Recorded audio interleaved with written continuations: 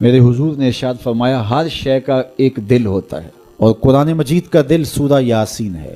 جس نے ایک مرتبہ سورہ یاسین کی تلاوت کی اللہ 10 مرتبہ قرآن پڑھنے کا ثواب عطا کرے گا۔ تو اپنی صبح کا آغاز سورہ یاسین سے کیا کریں، کچھ وقت نہیں لگتا، نماز فجر کے بعد اشراق تک سورہ یاسین پڑھ لیا کریں۔ سورہ یاسین اگر آپ پڑھ کے اپنے دن کا آغاز کرتے ہیں آپ کا سارا دن خیر سے گزرے گا۔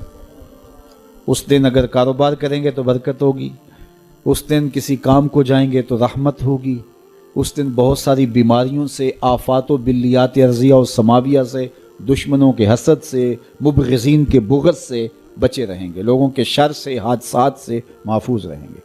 تو اپنے دن کا آغاز سورہ یاسین سے کریں، اور کتنا بڑا اجر ہے۔ آپ ایک سال میں بھی شاید 10 قرآن مجید نہ ختم کر سکیں، اور سورہ یاسین پڑھیں تو 10 مرتبہ قرآن مجید پڑھنے کا ثواب نصیب ہوگا۔ رسول کریم نے ارشاد فرمایا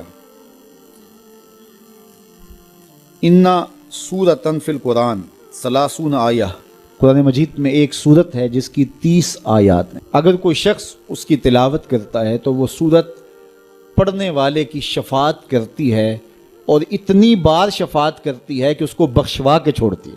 وہ سورت کون سی ہے؟ وَهِيَ تَبَارَكَ الَّذِي بِيَدِهِ الْمُلْكُ، یہ سورۃ الملک ہے، 30 آیتیں ہیں۔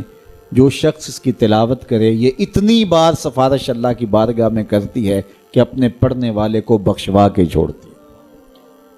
تو اپنے دن کا آغاز سورہ یاسین سے کریں، اور اپنی شب کا آغاز سورہ ملک سے کریں۔ سونے سے پہلے سورہ ملک کی تلاوت ضرور کر لیں، تو انشاءاللہ اس سے رات برکت سے گزرے گی، آفات و بلیات سے بچے رہیں گے، اور سب سے بڑی بات کہ اللہ تعالیٰ جل شانہ غفران و رحمت سے مالا مال فرما دے۔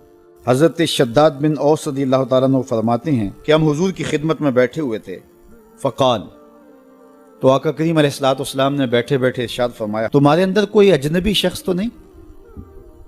تمہارے اندر کوئی غیر تو نہیں؟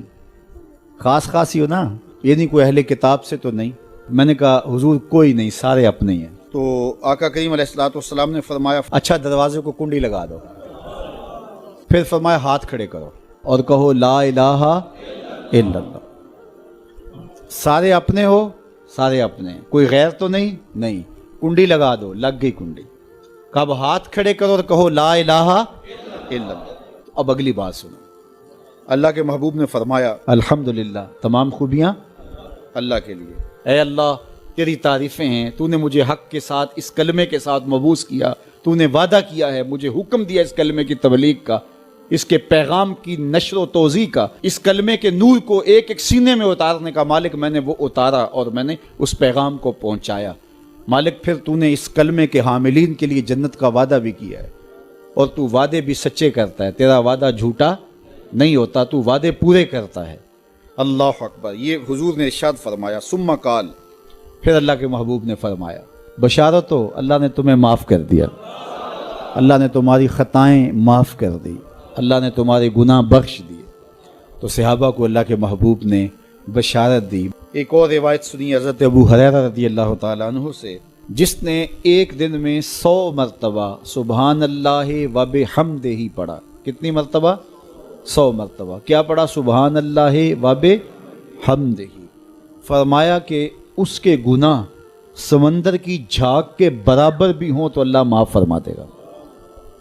تو یہ اپنے وظائف میں شامل کر لیجئے، سبحان اللہ و بحمدہ۔ اور حدیث بخاری ہے، بلکہ بخاری کی سب سے آخری روایت ہے کہ 2 کلمے ایسے ہیں جو اللہ کو محبوب ہیں اور زبان پر مشکل نہیں، زبان پر بڑے آسان ہیں، اور جب میزان پہ رکھے جائیں گے تو پلڑے کو جھکا دیں گے، بڑے بھاری ہیں میزان پہ۔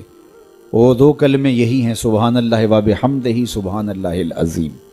تو اگر اس کو 100 مرتبہ روزانہ پڑھے تو سمندر کی جھاگ کے برابر بھی گناہ ہو تو اللہ معاف فرما دیتا ہے۔